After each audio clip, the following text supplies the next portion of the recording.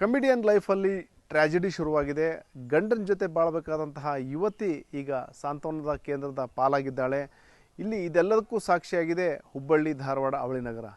ಹೀಗೆ ಈ ರೀತಿಯ ಒಂದು ಘಟನೆ ನಡಲಿಕ್ಕೆ ಮುಖ್ಯ ಕಾರಣ ಅಂದರೆ ಅನ್ಯ ಧರ್ಮದ ನಡುವಿನ ವಿವಾಹ. ಅದರಲ್ಲೂ ಮುಸ್ಲಿಂ ಸಮುದಾಯದ ಯುವಕ ಹಿಂದೂ ಸಮುದಾಯದ ಯುವತಿಯನ್ನು ಒಂದು ಪ್ರೀತಿಸಿ ಮದುವೆಯಾದ ಪರಿಣಾಮವಾಗಿ ಇದು ಲವ್ ಜಿಹಾದ್ ಅನ್ನೋ ಒಂದು ಆರೋಪ ಕೇಳಿ ಬರೋದ್ರ ಜೊತೆಗೆ ಆ ಮದುವೆ ಮಾಡಿಕೊಂಡ ರೀತಿ ಬಗ್ಗೆ ಮತ್ತು ಏನು ತಪ್ಪು ದಾಖಲೆ ಕೊಟ್ಟಿದ್ದಾನೆ ಅನ್ನೋ ಒಂದು ವಿಚಾರದಲ್ಲಿ ಆಕ್ರೋಶ ವ್ಯಕ್ತವಾಗಿದೆ. ಹೀಗೆ ಏನು ಸದಾ ಕಾಮಿಡಿ ಮಾಡಿಕೊಂಡು ಅದನ್ನು ರೀಲ್ಸ್ ಮಾಡಿ ಯೂಟ್ಯೂಬ್ನಲ್ಲಿ ಅಪ್ಲೋಡ್ ಮಾಡಿ ಲಕ್ಷಾಂತರ ಒಂದು ಏನು ವ್ಯೂವರ್ಸ್ನ ಕೋಟ್ಯಾಂತರ ಒಂದು ಜನರನ್ನ ತಲುಪ್ತಾ ಇದ್ದಂತಹ ಕಾಜಾ ಶಿರಹಟ್ಟಿ ಅನ್ನೋ ಒಂದು ಯುವಕ ಈಗ ಒಂದು ಎಲ್ಲರ ಕೇಂದ್ರ ಬಿಂದುವಾಗಿದ್ದಾನೆ. ನಿರ್ಭೀತ, ನಿಷ್ಪಕ್ಷಪಾತ, ವಿಶ್ವಾಸಾರ್ಹ ಸುದ್ದಿಗಳಿಗೆ ಮತ್ತೊಂದು ಹೆಸರಾಗಿರುವ ನ್ಯೂಸ್ 18 ಕನ್ನಡ ಈಗ ಆಪ್ನಲ್ಲೂ ಲಭ್ಯವಿದೆ. ದಯವಿಟ್ಟು ಇಲ್ಲಿರುವ QR ಕೋಡ್ ಸ್ಕ್ಯಾನ್ ಮಾಡಿಕೊಂಡು ಆಪ್ ಡೌನ್ಲೋಡ್ ಮಾಡೋದಕ್ಕೆ ಮರಿಬೇಡಿ. ನಿಮ್ಮ ಬೆಂಬಲ ಹೀಗೆ ಸದಾ ನಮ್ಮೊಂದಿಗಿರಲಿ. ಧನ್ಯವಾದ. ಕಾಜಾ ಶಿರಹಟ್ಟಿ ಏನು ಒಬ್ಬ ಗಾಯತ್ರಿ ಅನ್ನೋ ಯುವತಿನ ಅಂದರೆ ಈಕೆನೂ ಸಹ ಅಲ್ಲೇನು ರೀಲ್ಸ್ ಮಾಡಿಕೊಂಡು ಅವ್ರ ಜೊತೆನೇ ಕೆಲಸ ಮಾಡಿಕೊಂಡು ಇರ್ತಾ ಇದ್ದಂತಹ ಯುವತಿ. ಆ ಇಬ್ಬರ ನಡುವಿನ ವಿವಾಹ ಈಗ ದೊಡ್ಡ ಮಟ್ಟದ ಚರ್ಚೆಗೆ ಕಾರಣವಾಗಿದೆ. ಈಗೇನು ಜೂನ್ ತಿಂಗಳಲ್ಲಿ ಈ ಒಂದು ವಿವಾಹ ನಡೆದಿತ್ತು. ಕಾರವಾರ ಜಿಲ್ಲೆ ಮುಂಡಗೋಡದಲ್ಲಿ ಈ ಒಂದು ಕಾಜಾ ಶಿರಹಟ್ಟಿ ಮತ್ತು ಗಾಯತ್ರಿ ನಡುವೆ ವಿವಾಹವಾಗಿತ್ತು. ಈಗ ಅದು ಅಂದರೆ 4 ತಿಂಗಳ ನಂತರ ಅದು ವಿವಾದದ ಸ್ವರೂಪ ಪಡೆದುಕೊಂಡಿದೆ. ಅದಕ್ಕೆ ಮುಖ್ಯ ಕಾರಣ ಅಂದರೆ ಆ ಇಬ್ಬರ ನಡುವಿನ ವಿವಾಹ ರಿವೀಲ್ ಆಗಿರೋದು.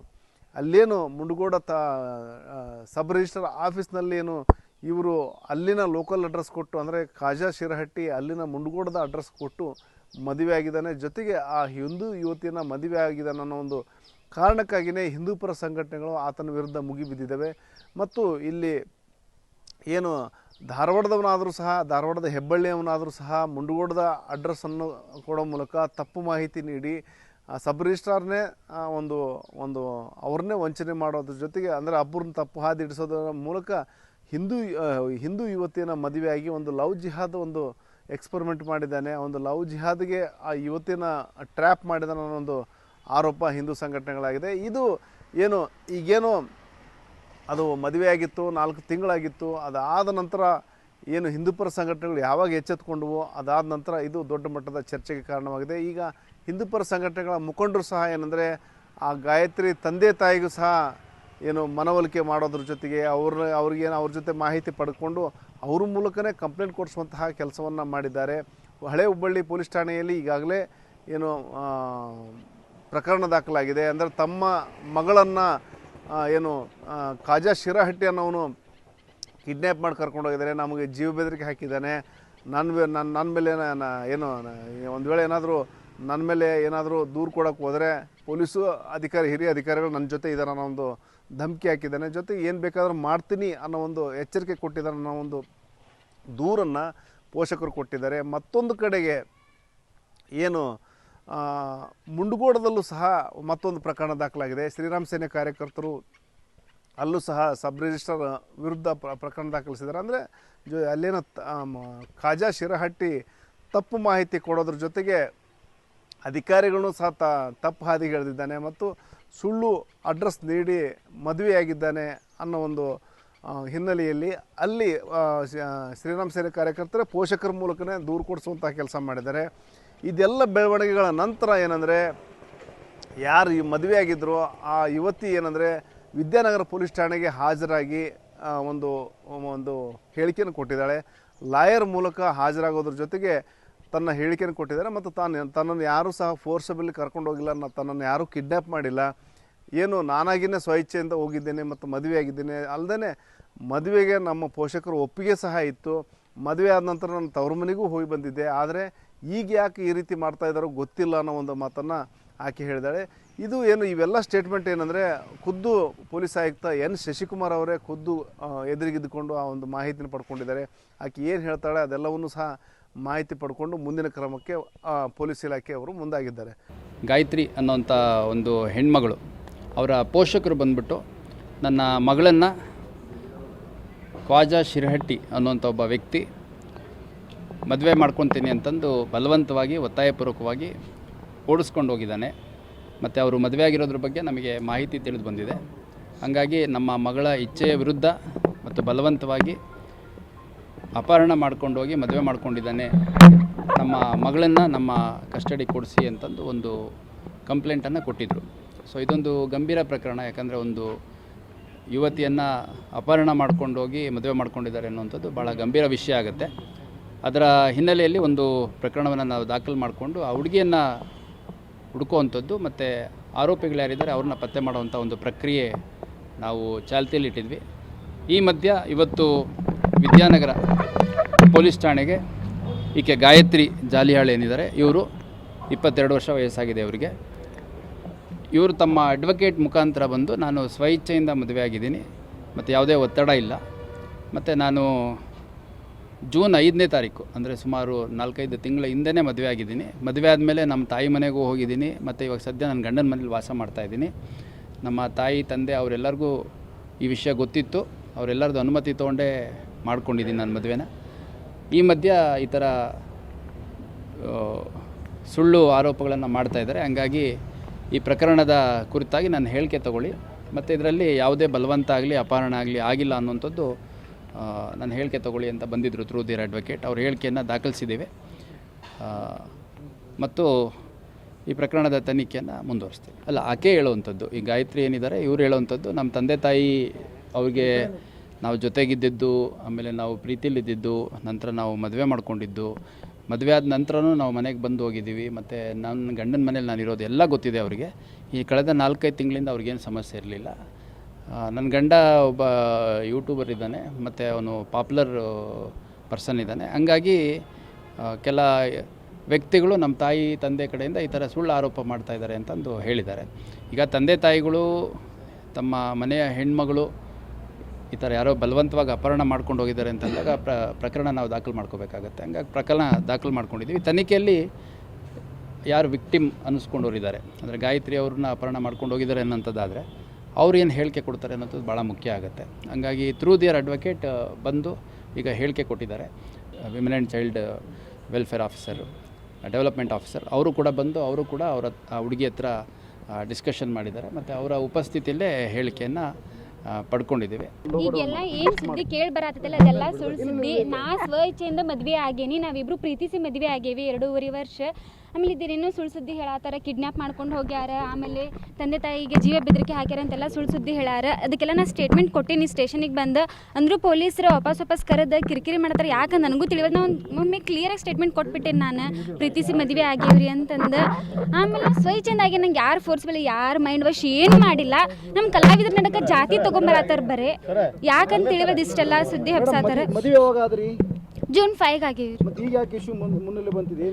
ಅದು ಗೊತ್ತಿಲ್ರಿ ಸರ್. 3 ತಿಂಗಳ ತನಕ ನಮ್ಮಪ್ಪ ಮನೆಗೆ ಹೋಗೋದು ಬರೋದು ಅದೇನ್ರಿ, ನಾನು ಎಲ್ಲ ಹೊಂದ್ಕೊಂಡಿದ್ವಿ, ನಾವು ಫೋನ್ಯಾಗೂ ಮಾತಾಡ್ಕೊಂತ ಇದ್ವಿ. ಈ ರೀಸೆಂಟಾಗಿ 2 ಡೇಸ್ ಆಯ್ತು ನಮ್ಮಪ್ಪ ಯಾಕೆ ಈ ಪರಿ ಹಿಂಗೆ ಮಾಡತ್ತಾರ ನನಗೂ ಗೊತ್ತಿಲ್ರಿ, ಯಾರು ಮೈಂಡ್ ವಾಶ್ ಮಾಡ್ಯಾರಂತ ಗೊತ್ತಿಲ್ಲ. ಅದು ಗ್ಯಾರಂಟಿ ನಾನು ಸೋಷಿಯಲ್ ಮೀಡಿಯಾದ ಇದ್ದಕ್ಕೆ ನಾ ಗ್ಯಾರಂಟಿ ಅಂತ ಬಿಟ್ಟೇನಿ ಸರ್ ಅದನ್ನು. ಸೊ ಇದೆ ನನ್ನ ಲಾಸ್ಟ್ ಮಾತು ಸರ್, ನಾ ಸ್ವಚ್ಛಂದ ಆಗೇನು ಸರ್, ನನ್ನ ಡಿಸಿಷನಿಂದ ನಾನೇ ಬಂದೇನು ಸರ್. ಯಾರು ಫೋರ್ಸಲ್ಲಿ ಮಾಡಿ, ಯಾರು ಮೈಂಡ್ ವಾಶ್ ಮಾಡಿಲ್ಲ, ಯಾರು ಜೀವ ಬೆದರಿಕೆ ಹಾಕಿಲ್ಲ, ಯಾರು ನನ್ನ ಕಿಡ್ನ್ಯಾಪು ಮಾಡಿಲ್ಲ, ಏನೂ ಇಲ್ಲ. ನಾ ಸ್ವಚ್ಛೆಯಿಂದ ಬಂದೀನಿ, ನನ್ನ ಸ್ವಂತ ಬುದ್ಧಿಯಿಂದ ಬಂದೀನಿ, ಯಾರು ಹೇಳಿಕೊಟ್ಟಿಲ್ಲ, ಏನೂ ಇಲ್ಲ. ಇದರ ನಡುವೆನೇ ಏನು ವಿದ್ಯಾನಗರ ಪೊಲೀಸ್ ಠಾಣೆಗೆ ಬಂದಂತಹ ಹಿಂದೂಪರ ಸಂಘಟನೆ ಕಾರ್ಯಕರ್ತರು ಪೊಲೀಸರ ವಿರುದ್ಧ ಆಕ್ರೋಶ ವ್ಯಕ್ತಪಡಿಸಿದ್ದಾರೆ. ಆ ಯುವತಿ ಜೊತೆ ಮಾತಾಡಲಿಕ್ಕೆ ಅವಕಾಶ ಮಾಡಿಕೊಡ್ಬೇಕಂತ ಒತ್ತಾಯ ಮಾಡಿದ್ದಾರೆ. ಮತ್ತು ಈ ಸಂದರ್ಭದಲ್ಲಿ ಪೊಲೀಸರು ಮತ್ತು ಹಿಂದೂಪರ ಸಂಘಟನೆ ಕಾರ್ಯಕರ್ತರ ನಡುವೆ ಮಾತಿನ ಚಕಮಕಿ ಸಹ ನಡೀತು. ಇದೆಲ್ಲ ಆದ ನಂತರ ಪೊಲೀಸರು ಏನಂದರೆ ಆಕೆನ ತಮ್ಮ ಜೀಪ್ನಲ್ಲಿ ಧಾರವಾಡಕ್ಕೆ ಕರ್ಕೊಂಡೋಗಿ ಬಿಟ್ಟು ಬಂದರು. ಅಲ್ಲಿ ಧಾರವಾಡದ ಸಾಂತ್ವನ ಕೇಂದ್ರಕ್ಕೆ ಆಕೆಯನ್ನು ಬಿಟ್ಟು ಬರಲಾಗಿದೆ. ಧಾರವಾಡ ಸಾಂತ್ವನ ಕೇಂದ್ರದಲ್ಲೂ ಸಹ ಒಂದಷ್ಟು ಪ್ರಯತ್ನಗಳು ನಡೆದವು. ಅವರ ಪೋಷಕರು, ತಂದೆ ತಾಯಿ ಇರ್ಬೋದು, ಅವರು ಆಕೆ ಮನವೊಲಿಕೆ ಮಾಡಲಿಕ್ಕೆ ಪ್ರಯತ್ನ ಮಾಡಿದ್ರು. ಇದಕ್ಕೆ ಮುಂಚೆನೇ ಆಕೆ ಹೇಳಿದ್ಲು, ಅಂದರೆ ಏನು ಹುಬ್ಬಳ್ಳಿಯ ವಿದ್ಯಾನಗರ ಪೊಲೀಸ್ ಠಾಣೆಯಲ್ಲಿ ಏನು ತನ್ನ ಹೇಳಿಕೆ ಕೊಟ್ಟಂಥ ಸಂದರ್ಭದಲ್ಲಿ ನಾನು ಗಂಡನ ಜೊತೆ ಇರ್ತೀನಿ, ನಾನು ಈಗ ಮೇಜರ್ ಇದ್ದೀನಿ, ಅಂದರೆ ಮೈನರ್ ಅಲ್ಲ, ನಾನು 18 ವರ್ಷ ದಾಟಿದೆ, ಹಾಗಾಗಿ ನನಗೆ ನಾನು ಯಾರನ್ನು ಮದುವೆ ಆಗ್ಬೇಕು ಅನ್ನೋ ಒಂದು ಸ್ವಾತಂತ್ರ್ಯ ಇದೆ, ನನಗೆ ಅಷ್ಟು ತಿಳುವಳಿಕೆ ಇದೆ. ನಮ್ಮ ತಂದೆ ತಾಯಿ ಏನಂದರೆ ಯಾರದೋ ಕುಮ್ಮಕ್ಕಿನಿಂದ, ಯಾರೋ ಒಂದು ಪ್ರೇರೇಪಣೆಯಿಂದ ದೂರು ಕೊಟ್ಟಿದ್ದಾರೆ, ಆ ದೂರಿನಲ್ಲಿ ಸತ್ಯಾಂಶವಿಲ್ಲ. ಏನು ಖಾಜಾ ಶಿರಹಟ್ಟಿನ ನಾನೇ ಪ್ರೀತಿ ಮಾಡಿ ಇಬ್ಬರೂ ಸಹ ಪರಸ್ಪರ ಪ್ರೀತಿಸ್ತಾ ಇದ್ವಿ, ಮದುವೆ ಆಗಿದ್ದೀವಿ ಅನ್ನೋ ಒಂದು ಮಾತನ್ನು ಆಕೆ ಹೇಳಿದಾಳೆ. ಇದ್ರ ನಡುವೆ ಏನಂದರೆ ಈಗ ಆಕೆ ಮನವೊಲಿಕೆ ಮಾಡಲಿಕ್ಕೆ ಧಾರವಾಡ ಸಾಂತ್ವನ ಕೇಂದ್ರದಲ್ಲಿ ಸಹ ಅವ್ರ ಪೋಷಕರು ಪ್ರಯತ್ನ ಮಾಡಿದರು. ಆದರೆ ಆಕೆ ಜಗ್ಗಿಲ್ಲ, ನಾನು ನನ್ನ ಗಂಡನ ಜೊತೆ ಇರ್ತೀನಿ ಅನ್ನೋ ಒಂದು ಮಾತನ್ನು ಹೇಳಿದ್ದಾಳೆ. ಹಾಗಾಗಿ ಅವರು ಸಹ ಬೇಸರಗೊಂಡಿದ್ದಾರೆ. ಅಂದರೆ ಅವನೇನು ಖಾಜಾ ಶಿರಹಟ್ಟಿ ಏನಿದ್ದಾನೆ ಆಕೆ ಬ್ರೈನ್ ವಾಶ್ ಮಾಡಿ ಈ ರೀತಿ ಮಾಡಿದ್ದಾನೆ ಮತ್ತು ಒಂದು ರೀತಿಯಲ್ಲಿ ಟ್ರ್ಯಾಪ್ ಮಾಡಿ ನಮ್ಮ ಹುಡುಗಿನ ಟ್ರ್ಯಾಪ್ ಮಾಡೋ ಮೂಲಕ ಒಂದು ಮೋಸ ಮಾಡಿದ್ದಾನೆ. ಇಡೀ ನಮ್ಮ ಕುಟುಂಬಕ್ಕೆ ಮೋಸ ಮಾಡಿದ್ದಾನೆ. ನಾವೆಲ್ಲ ಒಳ್ಳೆ ಹುಡುಗ ಅಂತೇಳಿ ನಂಬಿ ನಾವು ಅವ್ರ ಜೊತೆ ಕೆಲಸ ಮಾಡಲಿಕ್ಕೆ ಕಳಿಸ್ತಾ ಇದ್ವಿ ಅನ್ನೋ ಒಂದು ಮಾತನ್ನು ಆರೋಪವನ್ನು ಅವ್ರು ಮಾಡಿದ್ದಾರೆ. ಹಾಗಾಗಿ ಈಗೇನು ಸಾಕಷ್ಟು ಬೇರೆ ಬೇರೆ ಬೇರೆ ಬೇರೆ ತಿರುವುಗಳು ಪಡ್ಕೊಳ್ತಾನೆ ಇದ್ದಾವೆ. ಆಕೆಯೂ ಸಹ ಏನು ತನ್ನ ಇನ್ಸ್ಟಾಗ್ರಾಮ್ದಲ್ಲಿ ಹೇಳಿಕೆಗಳನ್ನು ಕೊಟ್ಟಿದ್ದರು. ನಂತರ ಪೊಲೀಸ್ ಠಾಣೆಗೆ ಬಂದು ಸಹ ಹೇಳಿಕೆ ಕೊಟ್ಟಿದ್ದಾಳೆ. ಈಗ ಏನು ಸಾಂತ್ವನ ಕೇಂದ್ರದಲ್ಲಿ ಮನವೊಲಿಕೆ ಮಾಡುವಂಥ ಪ್ರಯತ್ನಗಳು ನಡೆದ ಸಂದರ್ಭದಲ್ಲೂ ಸಹ ಅಲ್ಲೂ ಸಹ ಆಕೆ ತಂದೆ ತಾಯಿ ಜೊತೆ ಹೋಗಲಿಕ್ಕೆ ರೆಫ್ಯೂಸ್ ಮಾಡಿದ್ದಾಳೆ. ಹಾಗಾಗಿ ಈಗ ಸದ್ಯಕ್ಕೆ ಆಕೆಯನ್ನು ಸಾಂತ್ವನ ಕೇಂದ್ರದಲ್ಲಿ ಇಡಲಾಗಿದೆ. ಆದರೆ ಹಿಂದೂ ಪರ ಸಂಘಟನೆ ಕಾರ್ಯಕರ್ತರು ಅವರ ಪೋಷಕರಿಗೆ ಆಕೆಯನ್ನು ಒಪ್ಪಿಸಬೇಕು, ಆಕೆ ಬ್ರೈನ್ ವಾಶ್ ಮಾಡಿರೋದ್ರಿಂದಾಗಿ ಯಾವುದೇ ಕಾರಣಕ್ಕೂ ಅವನ ಜೊತೆ ಕಳಿಸ್ಬಾರ್ದು ಅನ್ನೋ ಒಂದು ಆಗ್ರಹ ಮಾಡ್ತಾಯಿದ್ದಾರೆ. ಮತ್ತು ಪ್ರಮೋದ್ ಮುತಾಲಿಕ್ ಅಂತವರು ಸಹ ಆಕ್ರೋಶ ವ್ಯಕ್ತಪಡಿಸಿದ್ದಾರೆ ಈ ರೀತಿಯ ಒಂದು ಘಟನೆಗೆ. ಇದು ಏನು ಪ್ಯೂರ್ಲಿ ಏನಾದರೂ ಲವ್ ಜಿಹಾದ್ ಪ್ರಕರಣವಾಗಿದೆ, ಒಂದು ಹಿಂದೂ ಯುವತರನ್ನ ಟಾರ್ಗೆಟ್ ಮಾಡಿ ಈ ರೀತಿ ಒಂದು ಮಾಡಲಾಗ್ತಾ ಇದೆ. ಹಾಗಾಗಿ ಇದಕ್ಕೆ ಕಡಿವಾಣ ಹಾಕ್ಬೇಕಂತೇಳಿ ಮುತಾಲಿಕ್ ಅವರು ಸಹ ಆಗ್ರಹಿಸಿದ್ದಾರೆ. ನೋಡಿ, ಹಿಂದೂ ಹುಡುಗಿನ ಬ್ರೈನ್ ವಾಶ್ ಮಾಡುವಂಥದ್ದು, ಬ್ಲ್ಯಾಕ್ ಮ್ಯಾಜಿಕ್ ಮಾಡುವಂಥದ್ದು ಈ ಮುಸ್ಲಿಮರಲ್ಲಿ ಬೇಕಾದಷ್ಟು ನಡೆದಿದೆ. ನಾವು ಅದನ್ನು ಎದುರಿಸಿದ್ದೀವಿ. ಈಗ ಅವನು ಖ್ವಾಜಾ ಅನ್ನುವಂಥವನು ಬರೇ ನಮ್ಮ ಒಂದು ಗಾಯತ್ರಿ ಅನ್ನುವಂಥ ಒಂದು ಹುಡುಗಿ ಅಲ್ಲ, ಇನ್ನೂ 8-10 ಹುಡುಗಿಯರ ಜೊತೆಗೆ ಅವನ ಸಂಬಂಧ ಇದ್ದಾವೆ. ಎಲ್ಲವನ್ನು ಹೊರಗೆ ಹಾಕ್ತೀವಿ. ಅವಳನ್ನಂತೂ ನಾವು ಅವನ ಜೊತೆಗೆ ಮದುವೆ ಮಾಡಿಸ್ಕೊಡೋದಲ್ಲ. ಈಗಾಗಲೇ ಮೋಸದಿಂದ ಚೀಟಿಂಗ್ ಮಾಡಿ ರಿಜಿಸ್ಟರ್ ಮಾಡಿದ್ದಾನೆ. ಒಂದೇ ದಿನ ಬಾಡಿಗೆದು ಅಗ್ರಿಮೆಂಟ್ ತೊಗೊಂಡು ಹೆಂಗೆ ರಿಜಿಸ್ಟರ್ ಮಾಡ್ತಾರೆ, ಆ ರಿಜಿಸ್ಟರ್ನೂ ಸಸ್ಪೆಂಡ್ ಆಗಬೇಕು. ಅದಕ್ಕೆ ಸಹಾಯ ಮಾಡಿದಂಥವ್ರು ಮತ್ತು ಮೋಸ ಮಾಡಿದಂಥವನು ಇವನು ಒಳಗಡೆ ಹಾಕಬೇಕು ಅಂತನ್ನುವಂಥದ್ದು ಈಗಾಗಲೇ ಕೇಸ್ ಹಾಕಿದ್ದೀವಿ. ಸೊ ಇದನ್ನು ನಾವು ಯಾವುದೇ ಪರಿಸ್ಥಿತಿಯಲ್ಲಿ ಗಾಯತ್ರಿಯನ್ನು ಬ್ರೈನ್ ವಾಶ್ ಮಾಡಿದಂಥ ಆ ಇಸ್ಲಾಮಿನ ಶಕ್ತಿಯ ವಿರುದ್ಧ ಹೋರಾಟವನ್ನು ಮಾಡ್ತೀವಿ. ಅವಳನ್ನು ಮತ್ತೆ ವಾಪಸ್ ತರ್ತೀವಿ ಅಂತನ್ನುವಂಥದ್ದು ನಾನು ಹೇಳ್ತೀನಿ. ಸಾಂತ್ವನ ಕೇಂದ್ರದಲ್ಲಿ ತಂದೆ ತಾಯಿಗೆ ಅವಕಾಶ ಇದೆ ಮಾತನಾಡೋಕ್ಕೆ. ಸೊ ಆಕೆ ಹೇಳ್ತಾ ಇರೋದೆಲ್ಲ ಸುಳ್ಳು ಹೇಳ್ತಾ ಇದ್ದಾಳೆ. ಅವಳು ನಾವು ಅಲ್ಲಿ ಚಿತ್ರೀಕರಣಕ್ಕೆ ಹೋಗಿದ್ದೀವಿ, ಇಲ್ಲಿ ಹೋಗಿದ್ದೀವಿ, 3 ತಿಂಗಳಾಯಿತು ಮದುವೆ ಆಗಿ, ಎಲ್ಲ ಸುಳ್ಳು ಹೇಳ್ತಾ ಇದ್ದಾಳೆ. ಇದನ್ನೆಲ್ಲ ಬ್ರೈನ್ ವಾಶ್ ಮಾಡಿದ್ದಾರೆ ಅವಳದ್ದು. ಇದೆಲ್ಲ ಇಲ್ಲಿವರೆಗೆ ನಾವು ಸಾವಿರಾರು ಹಿಂದೂ ಹುಡುಗಿಯರನ್ನು ಅಪಹರಣ ಮಾಡಿದಂಥವ್ರು ನಾವೆಲ್ಲ ಮುಸ್ಲಿಮರ ಆಟ ನೋಡಿದ್ದೀವಿ. ಇವತ್ತು ಇಸ್ಲಾಮಿನ ಈ ರೀತಿಯ ಆಟಗಳನ್ನು ನೋಡಿದ್ದೀವಿ. ಈ ಆಟ ನಡೆಯಂಗಿಲ್ಲ. ಖ್ವಾಜಾ ನೀನು ಬಾಯಿ ಮುಚ್ಕೊಂಡು ಅವಳನ್ನು ಪೂರ್ಣ ಬಿಟ್ಟು ಕೊಡಬೇಕು. ಇಲ್ಲ ಅಂದರೆ ನಮ್ಮ ಕೋರ್ಟಿನ ಮೂಲಕ ಯಾವ ರೀತಿ ಮತ್ತು ವಿಡಿಯೋ ಏನು ಯೂಟ್ಯೂಬ್ ನಡೀತಾ ಇದೆಯಲ್ಲ ಅದನ್ನು ಬಂದ್ ಮಾಡಿಸುವವರೆಗೆ ಹೋರಾಟವನ್ನು ಮಾಡ್ತೀವಿ. ಒಟ್ಟಾರೆ ಏನು ಕಾಮಿಡಿ ಮಾಡಿಕೊಂಡು ಅದ್ರ ಮೂಲಕನೇ ಜೀವನ ಕಟ್ಟಿಕೊಂಡಂತಹ ಖಾಜಾ ಶಿರಹಟ್ಟಿ ಏನಂದರೆ ಇವತ್ತು ಈ ಒಂದು ಮದುವೆ ಕಾರಣಕ್ಕಾಗಿ ದೊಡ್ಡ ಮಟ್ಟದ ಚರ್ಚೆಗೆ ಕಾರಣವಾಗಿದ್ದಾನೆ. ಮತ್ತು ಆತನ ವಿರುದ್ಧ ಹಲವಾರು ಸಂಘಟನೆಗಳ ಮುಖಂಡರು ಆಕ್ರೋಶ ವ್ಯಕ್ತಪಡಿಸ್ತಾ ಇದ್ದಾರೆ. ಆತನ ಮೇಲೆ ಆತನದೇನು ಯೂಟ್ಯೂಬ್ ಇದೆ, ಆ ಒಂದು ಮುಕ್ಕಳೆಪ್ಪ ಕಾಮಿಡಿ ಅಂತೇನಿದೆ ಅದನ್ನು ಬ್ಯಾನ್ ಮಾಡ್ಬೇಕನ್ನೋ ಒಂದು ಆಗ್ರಹನ ಸಹ ಮಾಡ್ತಾ ಇದ್ದಾರೆ. ಹಾಗಾಗಿ ಈಗ ಸದ್ಯಕ್ಕೆ ಏನಂದರೆ ಆ ಯುವತಿ ಸಾಂತ್ವನ ಕೇಂದ್ರದಲ್ಲಿದ್ದಾಳೆ.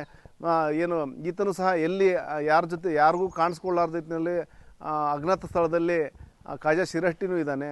ಇವರಿಬ್ಬರ ದಾಂಪತ್ಯ ಎಷ್ಟರ ಮಟ್ಟಿಗೆ ಅಲ್ಲಿ ಮುಂದೆ ಯಾವ ರೀತಿ ಕೋರ್ಟ್ನಲ್ಲಿ ಅಥವಾ ಮುಂದೆ ಯಾವ ರೀತಿ ಡಿಸಿಷನ್ ಆಗ್ತದೆ ಅನ್ನೋದು ಕಾದು ನೋಡಬೇಕಾಗಿದೆ.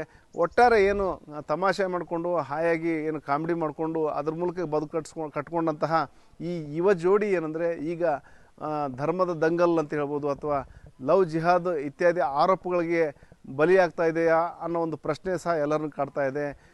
ಈಗ ಸದ್ಯಕ್ಕಂತೂ ಆ ಯುವತಿ ಸಾಂತ್ವನ ಕೇಂದ್ರದಲ್ಲಿ ಆಕೆಯನ್ನು ರಕ್ಷಣೆ ಮಾಡಿ ಇಡಲಾಗಿದೆ. ಶಿವರಾಮ ಸುಂಡಿ, ನ್ಯೂಸ್ 18 ಹುಬ್ಬಳ್ಳಿ. ನಿರ್ಭೀತ, ನಿಷ್ಪಕ್ಷಪಾತ, ವಿಶ್ವಾಸಾರ್ಹ ಸುದ್ದಿಗಳಿಗೆ ಮತ್ತೊಂದು ಹೆಸರಾಗಿರುವ ನ್ಯೂಸ್ 18 ಕನ್ನಡ ಈಗ ಆಪ್ನಲ್ಲೂ ಲಭ್ಯವಿದೆ. ದಯವಿಟ್ಟು ಇಲ್ಲಿರುವ QR ಕೋಡ್ ಸ್ಕ್ಯಾನ್ ಮಾಡಿಕೊಂಡು ಆಪ್ ಡೌನ್ಲೋಡ್ ಮಾಡೋದಕ್ಕೆ ಮರಿಬೇಡಿ. ನಿಮ್ಮ ಬೆಂಬಲ ಹೀಗೆ ಸದಾ ನಮ್ಮೊಂದಿಗಿರಲಿ. ಧನ್ಯವಾದ.